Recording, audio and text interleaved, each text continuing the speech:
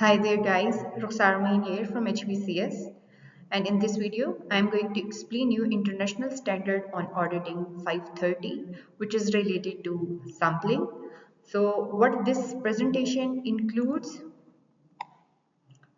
its purpose, importance, core auditor responsibilities, some common mistakes, exam focus points and keywords, and strong closing. So what is ISA 530? Audit sampling, its purpose, let's study. ISA 530 provides guidance on the use of audit sampling when designing and performing audit procedures. What are audit procedures? Audit procedures are the specific steps or actions an auditor performs to obtain sufficient and appropriate audit evidence to support the audit opinion. We have different types of audit procedures like risk assessment procedures, test of controls, and substantive procedures. We will all study them one by one. Why it is important for the auditors?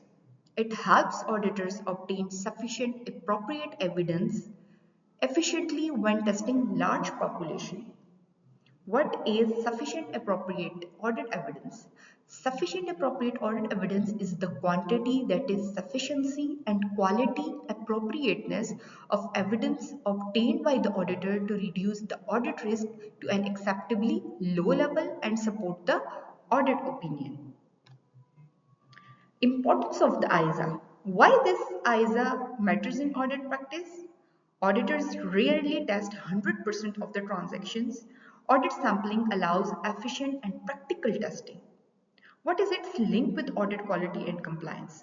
Proper sampling supports reliable conclusions, reduces audit risk, and ensures compliance with the ISAs. What is its relevance in the exam? Frequently tested in scenarios involving large volumes of transactions, selection of samplings, and sampling risk. Let's study some of the MCQs and scenarios which are related to the exams.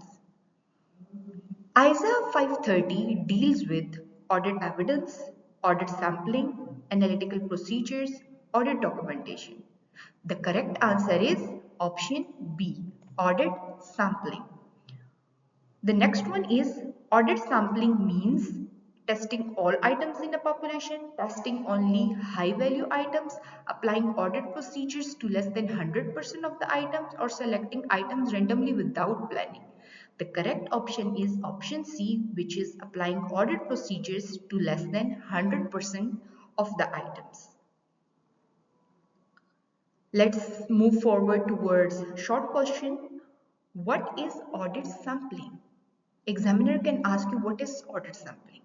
Its answer would be audit sampling is the application of audit procedures to less than 100% of the items in a population to draw conclusions about the whole population. So let's move forward towards another slide, that is objective of the ISA. To provide a basis for auditors to draw reasonable conclusions from the samples.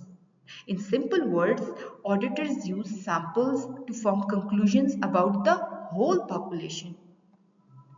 Its scope: situations where the ISA applies, substantive testing of transactions and balances, tests of controls using sampling. What are substantive testing and test of control? Let's study. Substantive testing performed to detect material misstatement in financial statements. These includes test of details, substantive analytical procedures like ratio analysis, trend analysis, physical verification of assets, etc. Tests of control. Tests of control are performed to evaluate the effectiveness of internal controls, that is, checking authorization of transactions, reviewing approval signatures, or testing segregation of duties. What the ISA 530 covers: audit sampling methods, sample size determination, evaluation of sample results. What the ISA doesn't cover: 100% testing of population, judgmental non-statistical selection outside the sampling. Its key definition: Audit sampling, applying audit procedures to less than 100% of items to draw conclusions. Sampling risk, risk that the auditor's conclusion based on a sample differs from the whole population. What is population? The entire set of data from which a sample is selected. Let's see if we have any MCQ related to this slide. Which of the following best describes sampling risk? Risk of audit failure, risk that auditor's conclusion based on sample differs from population, risk of fraud, or risk of management override. So the correct answer is risk that auditor's conclusion based on sample differs from the population.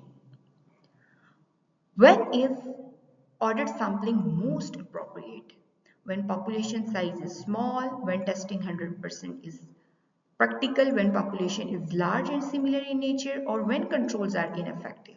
The correct answer is when population is large and similar in nature. So let's move forward. Key requirements or auditor responsibilities. Main duties of the auditor. Design appropriate samples. Select sample items properly, perform audit procedures on selected items, then evaluate sample results. Professional judgment and skepticism. Auditors must apply judgment in determining sample size and assessing deviations. Which documents are required? Sampling approach, sample size and selection method, and results and conclusions. Let's see some practical example. For example, an auditor tests 60 sales invoices out of a population of 6,000. What the auditor should do? Select a representative sample. What is representative sample? Let me tell you. A representative sample is a sample that accurately reflects the characteristics of the whole population, so the auditor can draw valid conclusions about the whole population based on the sample tested. Test selected invoices, evaluate misstatements found, link to the ISA. ISA 530 requires conclusions about the population based on sample results. Some common mistakes. Frequent errors. Selecting biased samples. Using too small a sample. Ignoring sampling risk. Consequences of non-compliance. Invalid audit conclusions. Increased detection risk. Audit failure or reporting risk. Incorrect audit opinion due to unreliable sampling. Some exam focus points are audit sampling, population, sampling risk, tolerable error. Areas frequently tested are sampling risk versus non-sampling risk. Sample size factors, evaluation of factors, what examiner expects, clear explanation of how sample results affect audit conclusions. Its quick summary is sampling is used when 100% testing is impractical. Results must be evaluated carefully. Professional judgment is essential. Its overall purpose is to allow auditors to draw reliable conclusions efficiently. Let's study about its closing. Importance of applying the ISA properly. Correct sampling improves audit efficiency and reliability. Good sampling leads to good audit judgments. Let's move forward towards some short question. Define audit sampling risk. Sampling risk is the risk that auditor's conclusions based on a sample differs from the conclusion if the entire population were tested. State two factors affecting sample size: risk of material misstatement and tolerable misstatements. That's all from my side. Thank you so much.